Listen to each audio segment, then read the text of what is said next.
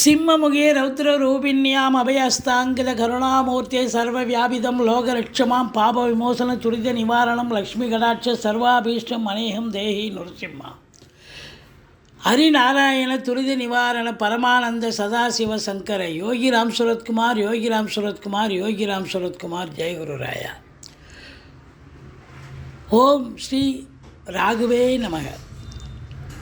உலகெங்கிலும் வாழ்ந்து கொண்டிருக்கும் கடவுள் அருள் டிவி நேயர்களுக்கு டாக்டர் சைதை ராஜாவின் அன்பான வணக்கங்கள்.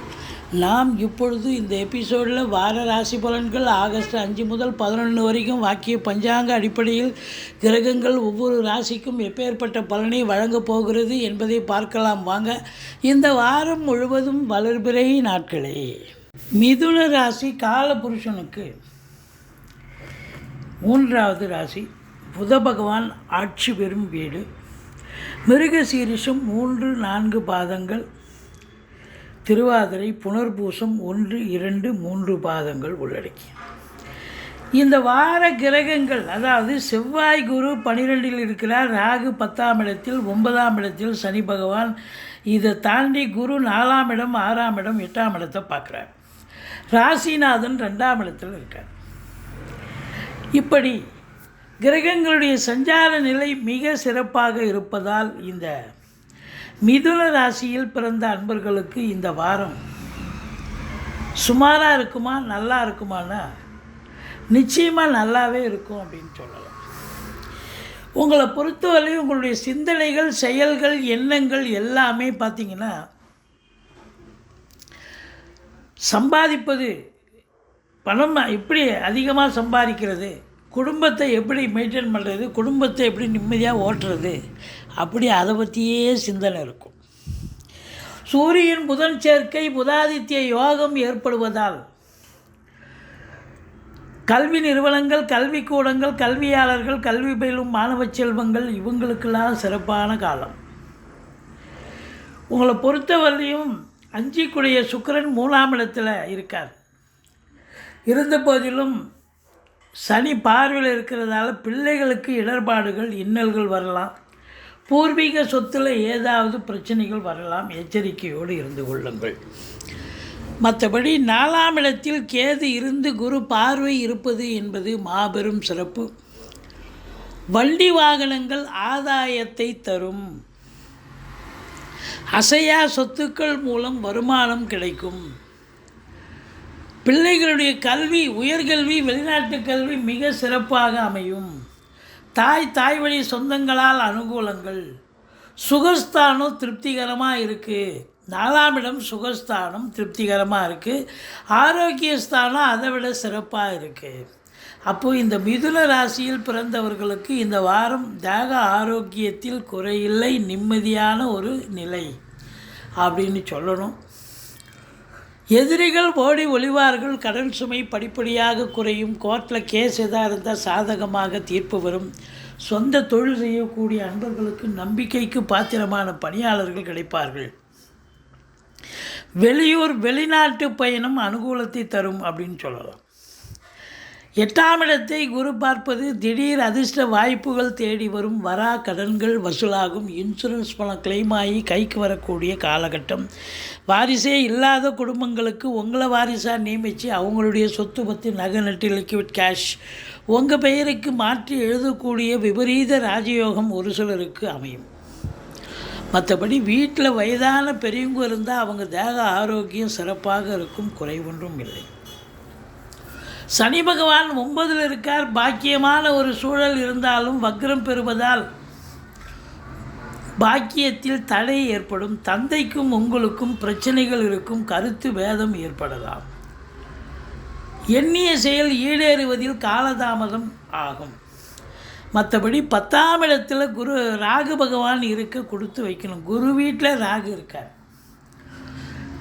10ல் ஒரு பாவியாவது இருக்கணும், இல்லை பாம்பாவது இருக்கணும்னு சொல்லுவாங்க. அப்போ பாம்பு ராகு இருக்கார். உங்களை பொறுத்தவரை இந்த மிதுன ராசியில் அந்த ராகு அந்த வீட்டில் இருக்கிற வரைக்கும் பிரச்சனையே இல்லை. தொழில் பிரம்மாண்டமாக இருக்கும். உத்தியோகமும் சிறப்பாக அமையும். அதாவது தொழில் பண்ணிகிட்ருக்கிறீங்க, நீங்கள் கடைக்கண்ணி வச்சுருக்கீங்க, என்னப்பா தொழில் ஏனோ தானோன்னு பண்ணுறீங்க, நான் வேணால் காசு தரேன், தொழில் நல்லா இன்னும் நல்லா இம்ப்ரூவ் பண்ணுப்பா அப்படின்னு வர்ற கஸ்டமரே நண்பர்களே வந்து உங்களுக்கு ஊக்குவிப்பாங்க. சரி, அவங்கக்கிட்ட வாங்கி நீங்கள் தொழிலை விரிவாக்கம் பண்ணலாம், எக்ஸ்டெண்ட் பண்ணலாம். இப்போது உத்தியோகத்தில் இருக்கிறீங்க அப்படின்னு பார்த்தீங்கன்னா, உங்களுக்கு உத்தியோகத்தில் நல்ல பேர் கிடைக்கும், புகழ் கிடைக்கும், கூடுதல் பொறுப்புகள் கிடைக்கும். ட்ரான்ஸ்ஃபர் வேணுமா ட்ரான்ஸ்ஃபர், ப்ரமோஷன் வேணுமா ப்ரமோஷன், இன்க்ரிமெண்ட் வேணுமா இன்க்ரிமெண்ட், இப்படி எது உங்களுக்கு வராமல் இருக்கிறதோ அது தக்க தருணத்தில் வரக்கூடிய ஒரு நிலை. வெளிநாடு போகணும்னு நினைக்கிறவங்க தாராளமாக போகலாம். அந்நிய பொருளாதாரம் வீடு தேடி வரும்.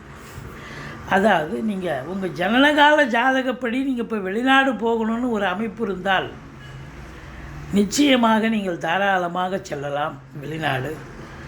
உள்நாட்டு வாணிபம், வெளிநாட்டு வாணிபம், ஏற்றுமதி இறக்குமதியாளர்கள், ஷேர் மார்க்கெட்டில் இன்வெஸ்ட் பண்ணுறவங்க, ஸ்பெக்குலேஷன் பண்ணுறவங்க, ஆன்லைன் பிஸ்னஸ் பண்ணுறவங்க, ஹோட்டல் பிஸ்னஸ் பண்ணுறவங்க, இவங்களுக்கெல்லாம் சிறப்பான காலம்.